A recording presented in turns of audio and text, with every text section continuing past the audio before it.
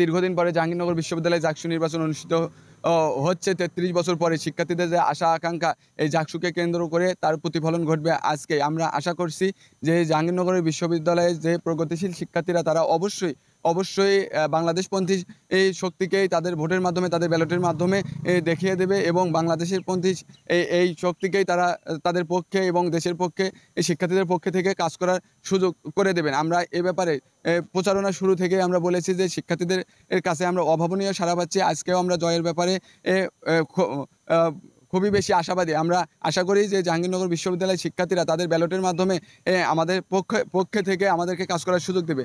আর দ্বিতীয়ত আমরা দেখেছি যে বিশ্ববিদ্যালয়ে বিভিন্ন ছাত্র সংগঠনের নেতারা একদম নির্বাচন কমিশনের ভিতরে গিয়ে এবং বিভিন্ন হলে গিয়ে ভোটকে ম্যানিপুলেট করার জন্য বা ভোট ইঞ্জিনিয়ারিং করার জন্য চেষ্টা করেছে। আমরা যেটাকে প্রশাসনকে এবং নির্বাচন কমিশনকে গতকাল জানিয়েছি। আমরা তারপরেও লক্ষ্য করেছি যে কাজী নজরুল ইসলাম হলে যদি আমি স্পেসিফিক বলতে চাই যে শিবিরের সভাপতি সেখানে গিয়েছে এবং শিবিরের সভাপতিকে সাধারণ শিক্ষার্থীরা এবং উপেক্ষা করেছে এবং ধাওয়া দিয়েছে, যার জন্য আমরা প্রশাসনের আবারও দৃষ্টি আকর্ষণ করছি যে এই ধরনের দীর্ঘদিন পরে যে নির্বাচন এই নির্বাচনকে কোনো ক্রমেই যাতে প্রশ্নবিদ্ধ হতে না হয়। আমরা অসঙ্গতিগুলোর যদি আমরা ভোটের দিনে এসেও এই ধরনের অসঙ্গতি পাই এবং দেখি যে কোনো ছাত্র সংগঠনকে স্পেসিফিক জেতানোর জন্য বিশ্ববিদ্যালয় প্রশাসন এবং নির্বাচন কমিশন তাদেরকে সুযোগ করে দেয়, সেটা আমাদেরকে অবশ্যই আশাহত করে। তারপরে আমরা বলবো যে প্রশাসন অবশ্যই এই বিষয়ে লক্ষ্য রেখে আমাদেরকে একটি সুন্দর এবং যেটা কোনো প্রকার বিতর্ক ছাড়া একটি নির্বাচন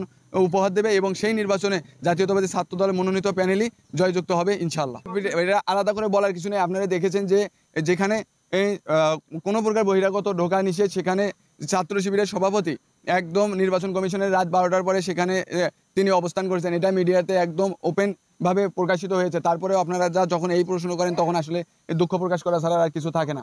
যে আসলে যদি সাবেক যারা ছাত্রনেতা তারা এসে থাকেন তারা অবশ্যই প্রশাসনের সাথে কথা বলে এসেছেন এবং নির্বাচনী পরিবেশ অথবা নির্বাচনকে দেখার জন্য তারা পাস কার্ড নেওয়ার জন্য বা পরিবেশ অধিকার নেওয়ার জন্য যে কার্ড সেটা নেওয়ার জন্য নির্বাচন কমিশনের সাথে কথা বলতে এসে 11টা বাজে তারা নির্বাচন কমিশনের সাথে কথা বলেই ওই সময়টা নির্বাচন কমিশন যে সময় দিয়েছে সেই সময়ে এসেছে। এর বাইরে অবশ্যই মানে এই ইনফরমেশন ঘাটতি অথবা অপরাজনীতিতে যুক্ত হয়েছে জাহাঙ্গীরনগর বিশ্ববিদ্যালয়ের একটি অংশ। কারণ যেখানে যে ভিডিওটা আপনারা দেখেছেন এই ভিডিওতে আমি বলতেছি বা স্পষ্টই দেখা যাচ্ছে যে নির্বাচন কমিশনের সাথে সংযুক্ত যারা তারা বিভিন্ন মানে হলে বা বুথে তাদের বক্সগুলো পৌঁছে দিচ্ছে এবং একই টাইমে